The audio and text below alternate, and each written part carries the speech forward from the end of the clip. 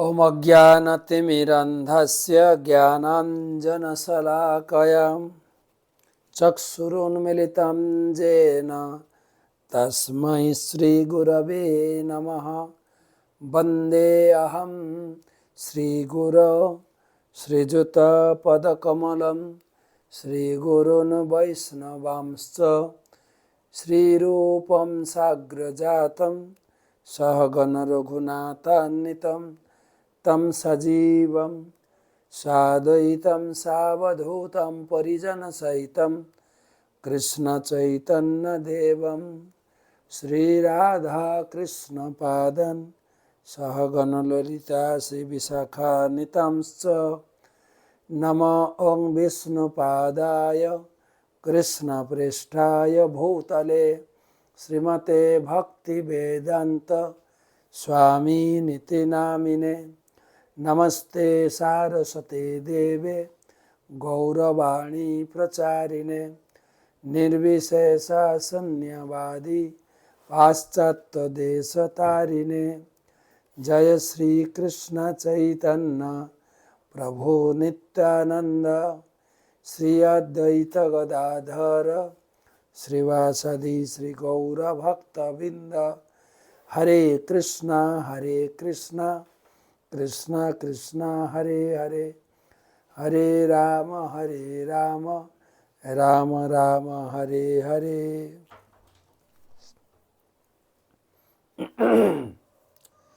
इत्थं हि पुंस तपस श्रुतस्य वा विशिष्टस्य सूक्तस्य च बुद्धिदत्तय अविच्युत अर्थ कविभिः निरूपित जदुत्तम श्लोको गुणानुवर्णनम्। ओं नमो भगवते वासुदेवाय, ओं नमो भगवते वासुदेवाय, ओं नमो भगवते वासुदेवाय। नारायणं नमस्कृत्य नरं चैव नरोत्तमं देवीं सरस्वतीं व्यासं ततो जयमुदीरयेत्। तमादिदेवं करुणानिधानं तमालवर्णं श्वेतावतारम् अपार संसार समुद्र सेतुं भजामहे भगवतः स्वरूपम्। नमो विष्णुपदाय कृष्णप्रेष्ठाय भूतले श्रीमते जयपताका स्वामिनिति नामिने। नमो आचार्यपादाय निताय कृपाप्रदायिने गौरकथा धामदाय नगर।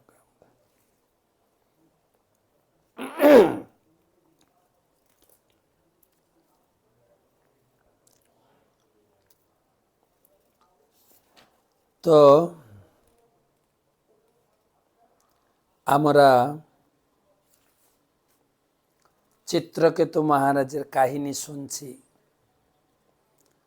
আজকে 1344তম ভাগবত রসমাধুরী সেমিনার। গ্রন্থরাজ শ্রীমদ্ ভাগবত মহাপুরাণ ষষ্ঠ স্কন্ধ ষোড়শ অধ্যায় 31তম শ্লোক থেকে আলোচনা।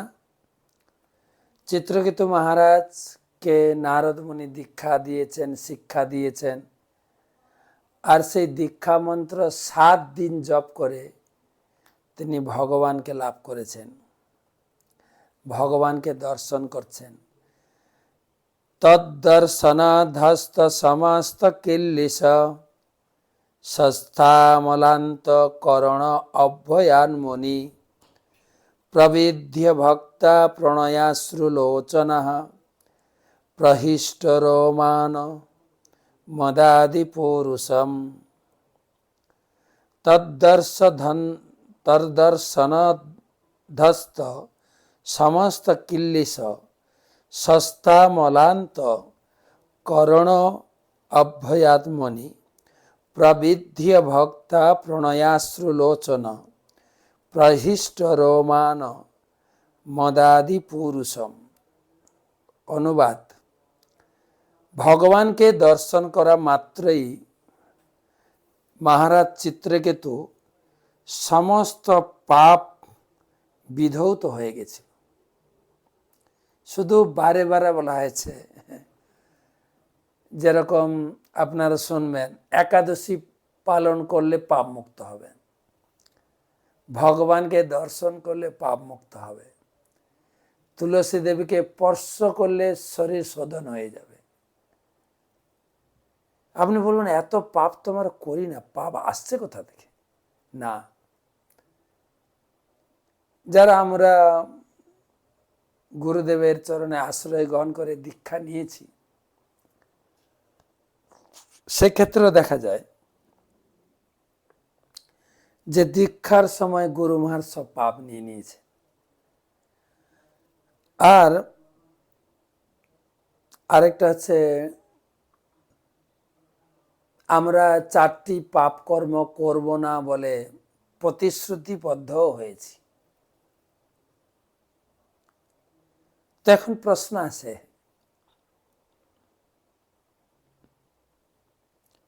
যে তাহলে তার পাপ নেই তো শরীরে, তথাপিও কিছু জানতে অজান্তে পাপ হচ্ছে।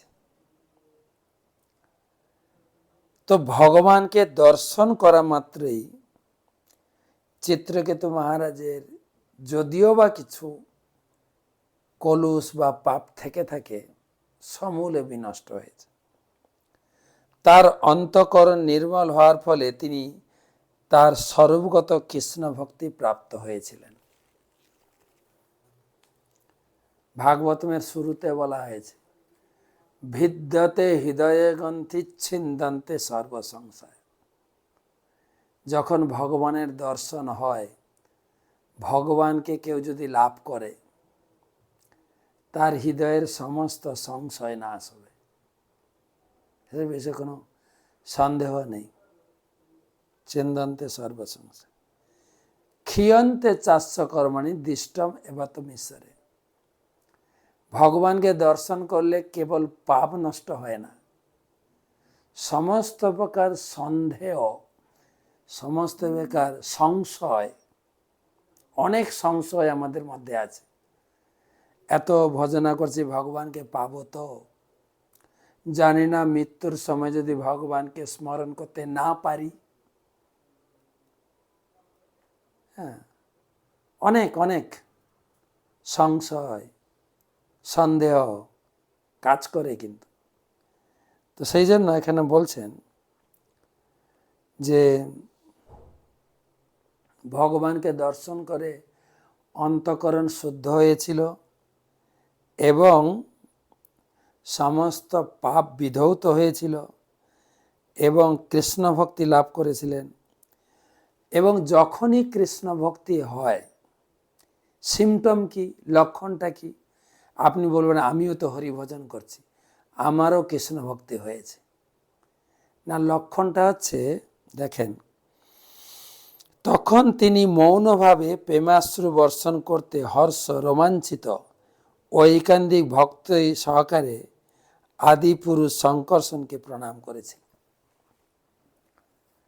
যখন হৃদয় কলুষমুক্ত হবে এবং হৃদয়ে প্রেমের আবির্ভাব ঘটবে, অর্থাৎ কঠিন হৃদয় যখন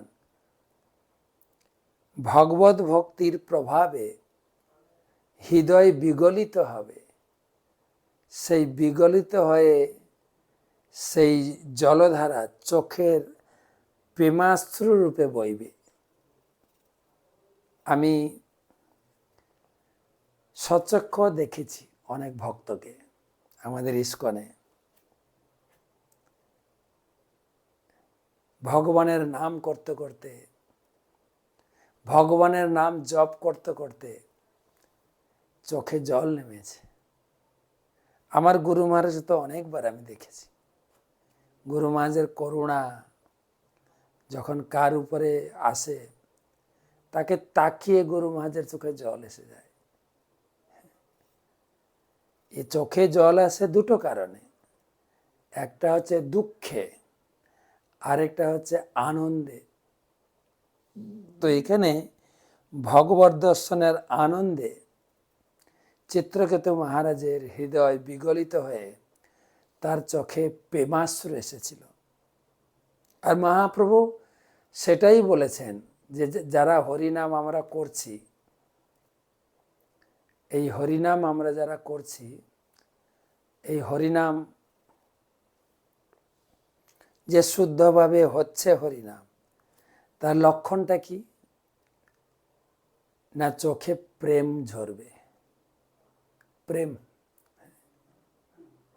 নয়নম গলদশ্রু ধারয়া গদ গদরুদ্ধয়া গিরা পুলকৈনি চিতং বপু কদা নাম গ্রহণে ভবিষ্যতে। কবে সেদিন হবে হরিনাম করতে করতে আমার হৃদয়ে প্রেমের জাগরণ হবে, যেটা চিত্রকেতু মহারাজ মাত্র 7 দিনে নারদ মুনি থেকে দীক্ষা মন্ত্র পেয়ে সেই মন্ত্র জপ করে তিনি ভগবানকে দর্শন করেছিলেন এবং ভগবানের প্রেমে আপ্লুত হয়েছিলেন। এই শ্লোকে তদ্দর্শনাধস্ত সমস্ত কিল্লিশ শব্দটি গুরুত্বপূর্ণ। কেউ যদি মন্দিরে নিয়মিত ভগবানকে দর্শন করেন, তাহলে তিনি কেবল মন্দিরে গমন এবং ভগবানের বিগ্রহ দর্শনের ফলে ধীরে ধীরে সমস্ত জড় বাসনার কলুষ থেকে মুক্ত হয়ে যাবেন,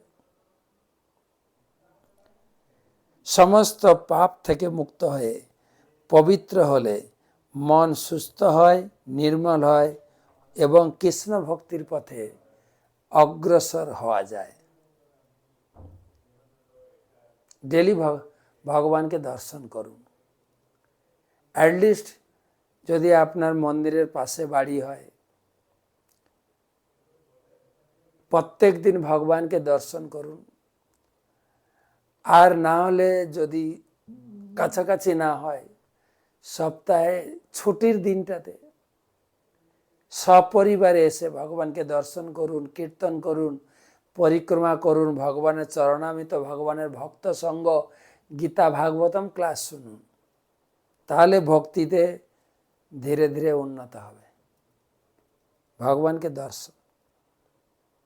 প্রভুপাদ বলছেন, সা উত্তম শ্লোক পদাব্জ বিষ্টরম প্রেমাশ্রু লেশৈর পমেহম নন্মোহ প্রেম পরধ্যাখিল বর্ণ নির্গম নৈবা সকত্তম প্রশমীড়তুম চিরম।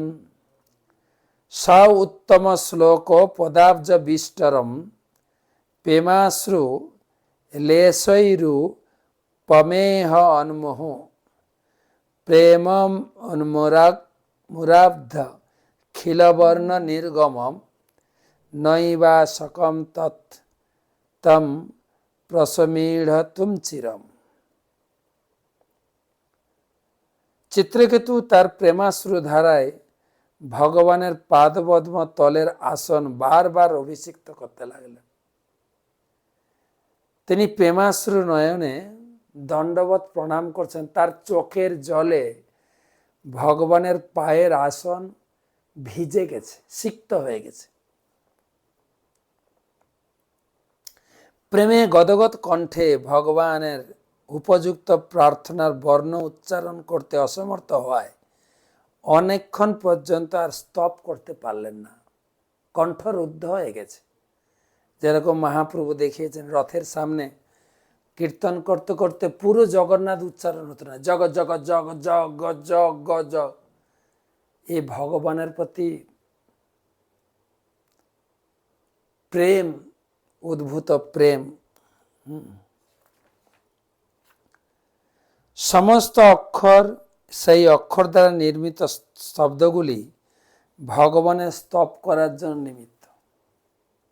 ভগবান গীতায় বলেছেন, যৎ করসি যদ অশ্নাসি যৎ জুহসি দদাসি যৎ যৎ তপস্যসি কৌন্তেয় তৎ কুরুষ্ব মদর্পণম। তুমি যা করো, যা খাও, যা দেখো, যা পান করো, সব আমাকে কেন্দ্র করে। তার মানে আমি যা লিখবো ভগবানকে কেন্দ্র। তাই এখানে বলছেন প্রভুপাদ, প্রত্যেকটি কথা, প্রত্যেকটি লেখা ভগবানের মহিমা কীর্তনের জন্য। হওয়া উচিত। যদি হয় তাহলে সেই লেখা, সেই স্তব, সেই অক্ষরগুলি সার্থক হয়, আর না হলে কেবল জড় কথা, যেগুলো ব্যাঙের ডাকের মতো আমাদের মৃত্যুকে ডেকে আনে।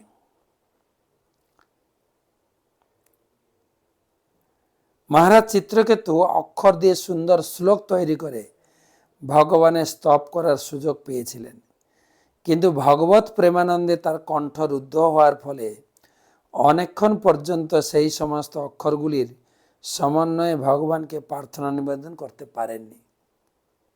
শ্রীমদ্ ভাগবতে বলা হয়েছে, ইদং হি পুংস তপস শ্রুতস্য বা শিষ্টস্য সুক্তস্য সবুদ্ধি দত্তয় অবিচ্যুত অর্থ কবিভি নিরূপিত যদ উত্তম শ্লোক ও গুণার্ণ বর্ণনম।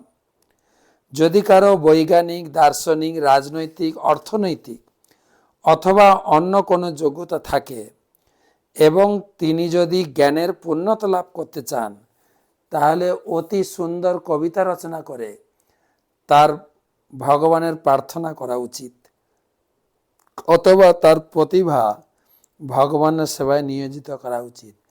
যে চিত্রকেতু তা করতে চেয়েছিলেন, কিন্তু ভগবত প্রেমানন্দের ফলে তা করতে অসমর্থ হয়েছিলেন।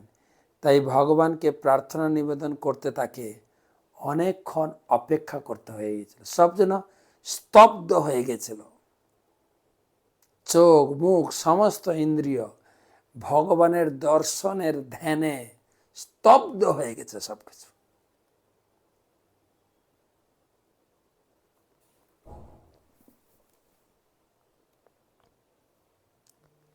আমি আজকের ক্লাসটা একটু সংক্ষেপে করব।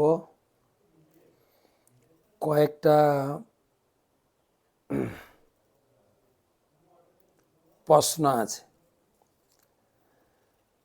আমি একটা জিনিস বুঝতে পারছি না, ভগবদ গীতার 34 নম্বর শ্লোকে বলা হয়েছে যে ব্রহ্মাকে আগে সর্বপ্রথম বৈদিক জ্ঞান দান করেছিলেন, কিন্তু বুঝলাম না, আমরা তো গীতাতে পড়েছি বিবস্বানকে দান করেছিলেন, বিবস্বানকে গীতা দান করেছিলেন, বিবস্বানকে গীতা দান করেছিলেন। আর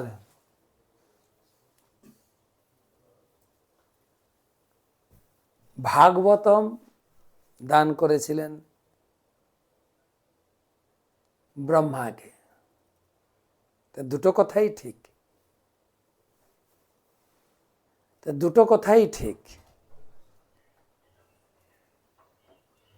গীতা দান করেছিলেন বিবস্বানকে, ভাগবতম দান করেছিলেন ব্রহ্মাকে। ব্রহ্মাকে সেজন্য ভাগবতমে শুরুতে দেওয়া আছে, তেনে ব্রহ্মা হৃদয় আদি কবয়ে মহ্যন্তি যৎসূরয় তেজবারি মিদম যথা বিনিময় তিসর্গ মিশা ধামনা সেন নিরস্ত কুহকম সত্যং পরম ধীমহি।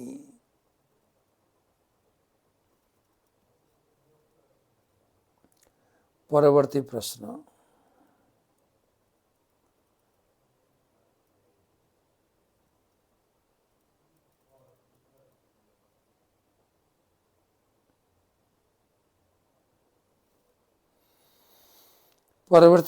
করেছেন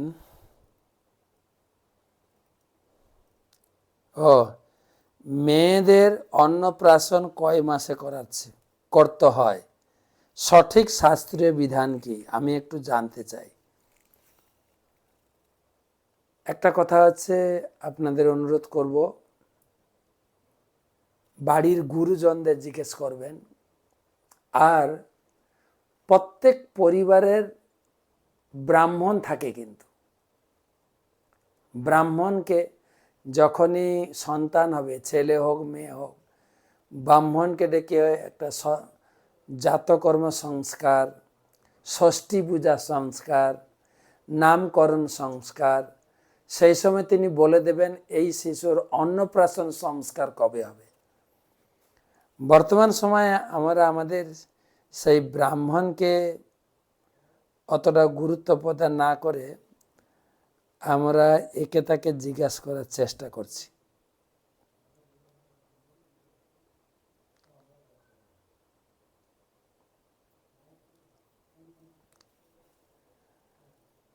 আচ্ছা, গীতা শুনে এক ব্রাহ্মণ উদ্ধার পেয়েছে, বেশ্যা উদ্ধার পেয়েছে, পাখি উদ্ধার পেয়েছে। ওই কাহিনীটা যদি আরেকবার বলেন। আমরা ডিসেম্বরে আলোচনা করি গীতা মাহাত্ম্য। গীতা মাহাত্ম্য একটা বই আছে, সেটা পড়বেন, নিয়ে সেখানে উত্তর পাবেন। যেখানে প্রথম অধ্যায় শ্রবণ করে বেশ্যা উদ্ধার পেয়েছিল, ব্রাহ্মণ উদ্ধার পেয়েছিল, আর সেই পাখিটা উদ্ধার পেয়েছিল। তো ঠিক আছে, একটু বলরামের কথা বলি।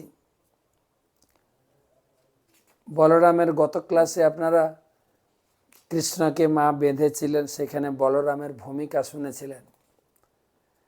আজকে যশোদা মায়ের বাৎসল্য শুনব।